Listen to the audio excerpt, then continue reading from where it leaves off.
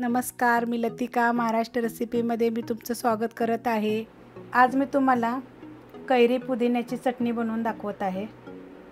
त्यासाठी लागणारे साहित्य, पण त्याआधी चॅनलला सबस्क्राइब करा आणि बेल आयकॉनवर क्लिक करा। पुदिना घेतला आहे बघा आणि कोथिंबीर घेतली, ही साफ करून धुवून घेतलेली आहे। पण मी हे जे देठं पण घेतलेले आहेत बघा, असे थोडे थोडे देठं घ्यायचे, त्याच्यामध्ये पण चव असते। आणि कोथिंबीर बी मी अशीच घेतलेली आहे। तिखटाप्रमाणे मिरच्या घ्या, ह्या मी तिखटवाल्या मिरच्या घेतल्यात, तुम्ही तुमच्या आवडीप्रमाणे मिरच्या घ्या। अर्धा इंच आलं घेतले बघा, असे छोटे छोटे तुकडे करून घेतलेले। एक छोटी कैरी घेतली, म्हणजे छोटा आंबा घेतलेला आहे, कच्चा आंबट आहे हा आंबा, त्याचे मी बघा तुकडे करून घेतलेले।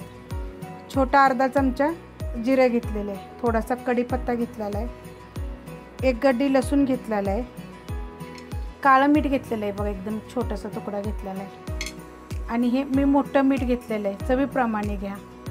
तर आता आपण ही बनवायला सुरुवात करूया। तर आपण हे मिक्सरचे भांडे घेतलेले आहे, त्याच्यामध्ये बघा पुदिना एवढा आहे आणि कोथिंबीर एवढे, फुलाची कोथिंबीर आहे, एकदम चवदार देशी, एक तर वास छान येतो ना कोथिंबीरचा। त्याच्यामध्ये बघा तिखटाप्रमाणे तुम्ही मिरच्या टाका। आलं घेतले बघा, असं पातळ कापून घेतलेलं आहे एकदम।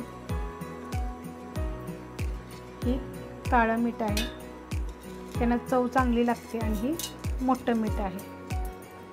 मी हे एक गड्डी लसूण घेतलेला आहे, 5-6 कढीपत्ता घेतलेला आहे, आणि एक छोटी कैरी घेतलेली आहे, कच्ची कैरी आहे, आणि अर्धा चमचा जिरे घेतलेले आहे। जिऱ्याने ना त्याच्याने चव वाढते। आपण ह्याला फोडणीला बघा बिलकुल नाही टाकायचं, असंच बारीक करायचं आहे, असंच चटणी खायची आहे।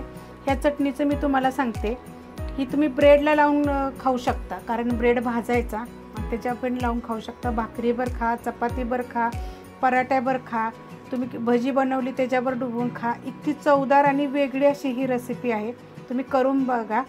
तुम्हाला मला अजून एक गोष्ट सांगायची आहे, की रेसिपीला जर तुम्ही लाईक केलं ना, तर ती माझी रेसिपी सगळ्यांच्या जवळ पोहोचणार, जी बी मी तुम्हाला काय दाखवली ती। आणि लाईक आणि कमेंट जर केले ना, तर ही सगळ्याला माहिती होतं की बाबा ही रेसिपी टाकलेली आहे। कमेंट केल्यामुळं मी वाचते, तर मला थोडा आनंद होतो। तर प्लीज तुम्ही लाईक करा आणि कमेंट करा, म्हणजे सगळ्यांना ही वेगवेगळ्या रेसिपी माझ्या बघायला भेटतील आणि ती करायला बी भेटतील। तर आता हे मी मिक्सरला बारीक करून घेते। तर हे मिक्सरला बघा मी बारीक करून घेतलेले, एकदम बारीक करायची, बंद चालू करून करायची, म्हणजे बारीक होते। थोडंसं पाणी वापरलं तरी पण चालेल। तर बघा इतकी छान अशी झालेली आहे, चवीला इतकी छान लागते। तर तुम्हाला मी वाटीत काढून दाखवते, वाटी घेतलेली आहे बघा। तर प्लीज व्हिडिओला तुम्ही लाईक करत जा, म्हणजे सगळ्यांना ही रेसिपी भेटेल, आणि मला प्लीज कमेंट करत जा। तर बघा इतकी छान अशी झालेली आहे, तुम्ही खाऊन बघा, चवदार आणि टेस्टी अशी लागते। जर आवडले तर लाईक करा, सबस्क्राईब करा, कमेंट करा आणि शेअर बी करा।